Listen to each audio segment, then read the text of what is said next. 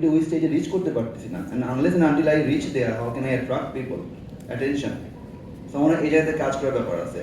আর আমি স্যারকে ম্যাডাম দুজনকে জাস্ট জিজ্ঞেস করতেছি যে আমাদের কি এরকম কিছু আছে নাকি যে গভর্নমেন্ট এরকম প্রমোশন বলে বাংলা একাডেমি কখনো কি এরকম প্রমোট করেছে বা কিছু writing in English or translating our books, Bengali books in English? That could be one way of reaching to the world in a stage. That's what I believe. Bangla একাডেমির একটা translation department তো আছেই। আমি তো বিশেষ হিন্দু তো কিন্তু বাংলা একাডেমির সমস্যা আমি অলরেডি বলেছি, সেই জন্য বেশি কথা বলতে চাই না। যে মার্কেটিং বলে কিছু নেই, ওই বই মেলাতে যা আসে তাই। ইন্টারন্যাশনাল আমি কত রকম অ্যাডভাইস দিলাম কয়েকজনকে বাংলা একাডেমির, কিছু হয় না আসলে। তো এটা বিরাট লিমিটেশন, সেই জন্য ইকুয়াল অনেক ভালো এদিকে ইকুয়াল একটু ইন্টারন্যাশনাল ইনস্টিটিউশন কিছুটা হলো আছে, কিছুটা বেশি না, কিছুটা হলো আছে।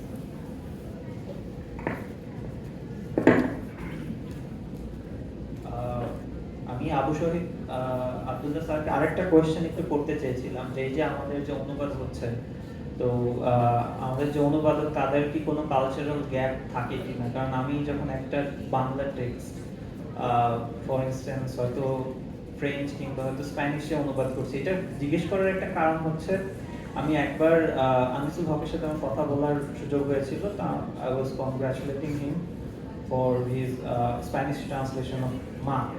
তো সে বললেন আসলে এটাতে অভিনন্দন জানানোর কিছু নাই, কারণ অনুবাদটা ভালো হয়নি।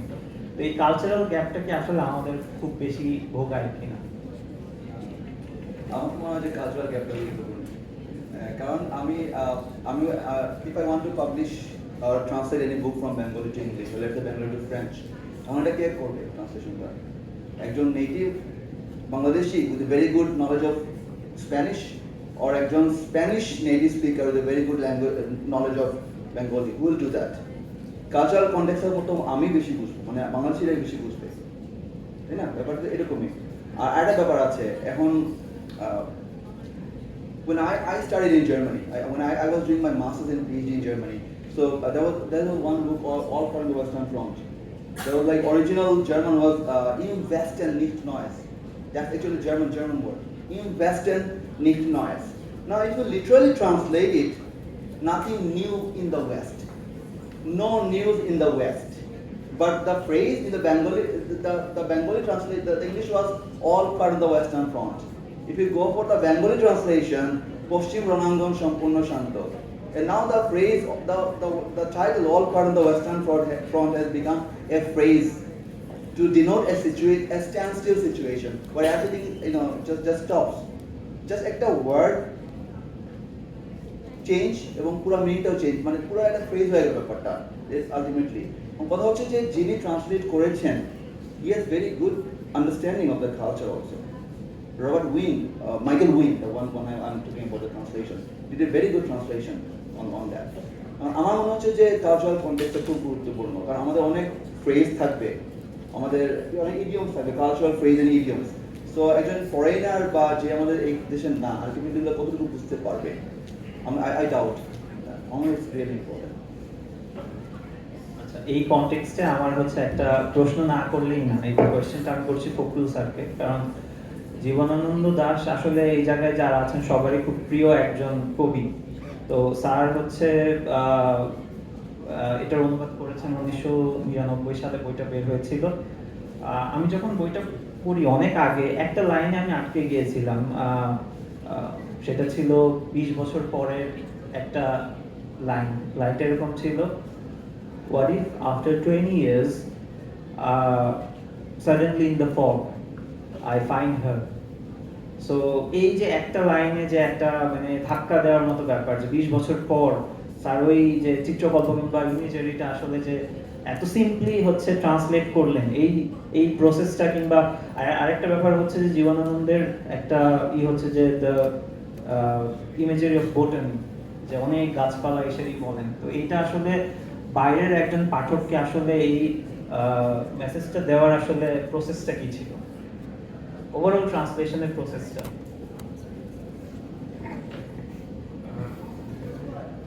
আমি প্রথমে বলবো, সবাই শুনলে আশ্চর্য হবে, আমি আসলে জীবনদার যখন অনুবাদ শুরু করি, আমি কোনোদিন ভাবতে পারিনি যে আমি অনুবাদ করবো। আমার বাংলা অতটা ভালো না, এটাও সেটাই সবাই কাছে আশ্চর্য লাগবে।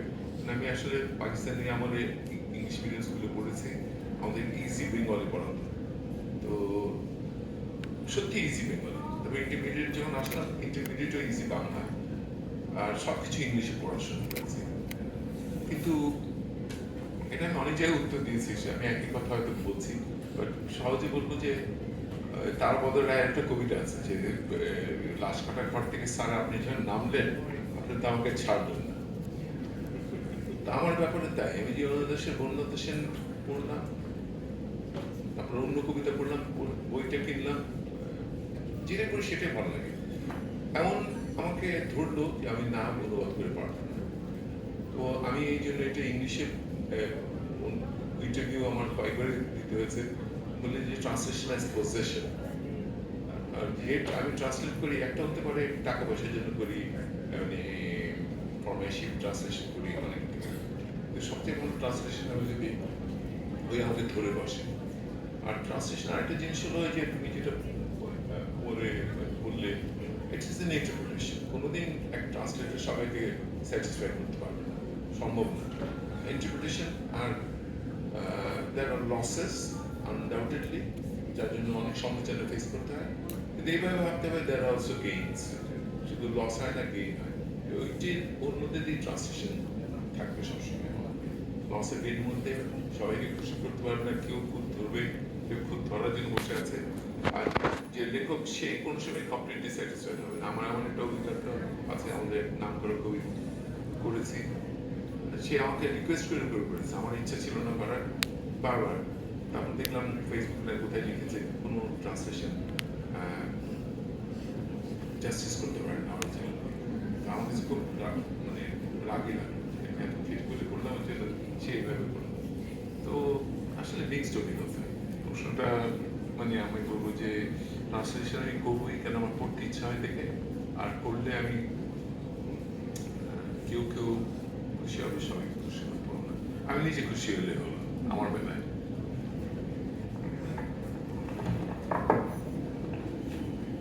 আমার পরবর্তী প্রশ্ন জায়েদ স্যারের কাছে, কারণ আমি বুঝতেই পারছি জায়েদ স্যার আমাদের যে কন্টেম্পোরারি ফিকশন, উনি এটার ব্যাপারে ভালো রকমের ওয়ার্কই ভালো অনেক পড়েন। তো স্যারের কাছে আমার প্রশ্নটা হচ্ছে যে পুরো বিশ্বজুড়ে আসলে ফিকশন পড়ার প্রতি একটু অনাগ্রহ দেখা যাচ্ছে, যে আমরা দেখি যে নন ফিকশন বই বেশি বিক্রি হচ্ছে, ফিকশনের প্রতি আগ্রহ কমছে। তো সেটার একটা ধাক্কা যে বাংলা মানে সমকালীন বাংলা উপন্যাস এসে পড়েনি তা না। তো অতি সম্প্রতি যে উপন্যাসগুলি বিখ্যাত হলো কিংবা পাঠকপ্রিয়তা পেয়েছে, যেমন ঝিনুক নীরবে সহ, সেটা হচ্ছে আবুল হাসানের জীবনের উপর লেখা, গোত্রহীনদের উপকথা, সেটা হচ্ছে মানিক বন্দ্যোপাধ্যায়ের উপর লেখা, সাক্ষী ছিল শিরস্ত্রাণ, তিতাসের গুণহাস, তো একজন কমলা, সরি স্যার আমি মিস করে ফেললাম। তো এই যে এত আসলে বিভিন্ন রাজনৈতিক সাহিত্যিকদের উপর যে জীবনী সাহিত্য কিংবা জীবনী উপন্যাস লেখা হচ্ছে, এটার আসলে বাইরে কি রকমের অ্যাকসেপ্টেন্স পাওয়া যাবে? কারণ আমার একটা কনসার্নের জায়গা হচ্ছে যে আমরা জীবনানন্দ দাশ কিংবা হচ্ছে অদ্বৈত মল্ল বর্মন, মানিক বন্দ্যোপাধ্যায়, এদের খুবই ভালো করে চিনি, কিন্তু এটা যখন ট্রান্সলেশন হবে, এটা বাইরের পাঠককে আসলে কিভাবে মানে আগ্রহ জাগাবে তার মধ্যে যে আমি বইটা পড়বো? ধন্যবাদ। প্রশ্নটা এত কঠিন যে এটার উত্তর দেওয়া মুশকিল, চেষ্টা করে দেখতে পারি। একটা জায়গা আমার মনে হয় যে যে কোনো দেশেরই সব সাহিত্যিক তো আর অন্য আরেকটা দেশের ভাষায় অনুদিত হন না। এদের মধ্যে যাদেরকে আমরা বলি যে সাহিত্যের মধ্যে সবচেয়ে গুরুত্বপূর্ণ হিসেবে যারা পরিগণিত হন, তাদের লেখা অন্য ভাষায় অনুদিত হয়। অন্য যারা লেখক আছেন তারা নিজেদের ভাষার মধ্যেই বিচরণ করেন। সেটাই হলো গিয়ে সাহিত্যের বা সাহিত্য পাঠের একটা ধরন। বিশ্বব্যাপী আহ, যেটাকে আমরা বলছি যে উপন্যাস পাঠ, সেটা কমে গেছে আমি ঠিক নিশ্চিত ভাবে বলতে পারছি না, কারণ এর মধ্যে অনেকেই আছেন তুমুলভাবে জনপ্রিয়। কেউ যদি দেখে যে অমিতাভ ঘোষের অথবা অরুন্ধতী রয়ের উপন্যাস কি পরিমাণ বিক্রি হয়েছে, তাহলে অনেকেই মানে আশ্চর্য হবেন। এবং একটা হলো যে এখন কথা সাহিত্য অন্য দেশের বিশেষ করে যারা ইংরেজি ভাষায় লেখেন, সেটা ভারত থেকেই হোক, অন্য অনেক দেশ থেকেই হোক, সেটা করে মোটামুটি পেট চালানো যায়। বাংলাদেশের ক্ষেত্রে সবচেয়ে বড় হলো যে বুক রয়্যালটির ট্র্যাডিশন বলতে প্রায় কিছুই নাই। ইউপিএল এক্সেপশন, কারণ আমি যতবারই ইউপিএল এর সঙ্গে লিখেছি ওরা অন্তত আমাকে কিছু টাকা হলেও দিয়েছে। About that, but when it comes to paying the authors, যেটা বিশ্বে একটা মোটামুটি এস্টাবলিশ ধারা। আমি যে আমার রাকলেজের বই লিখেছি, আমি বছরে মোটামুটি 2 বার নিয়মিত টাকা পাই। আমি জানি যে প্রফেসর যে পাবলিকেশনটা ওরা হার্ভার্ড ইউনিভার্সিটি প্রেস একদম রেগুলারলি যখনই হয় টাকাটা পাঠিয়ে দেয় একদম অ্যাকাউন্টে। বাংলাদেশের প্রকাশক যারা, তারা একবার টাকা দেওয়ার পরে বই কত বিক্রি হলো তারপর আর খোঁজ খবর নেয় না। সো আমার যদি বই বিক্রি করে আমি সেটা ন্যায্য ভাগই যদি না পাই, তাহলে আমার বই লেখার বা বই পাবলিশ করার ইয়েটা কোত্থেকে দাঁড়াবে? এর যে একটা তুমুল অর্থনৈতিক অনিশ্চয়তার মধ্যে যদি আমি লেখালেখি করি, সে লেখালেখি আমি কতদিন সাস্টেইন করতে পারবো? তো সেটা একটা গুরুত্বপূর্ণ প্রশ্ন।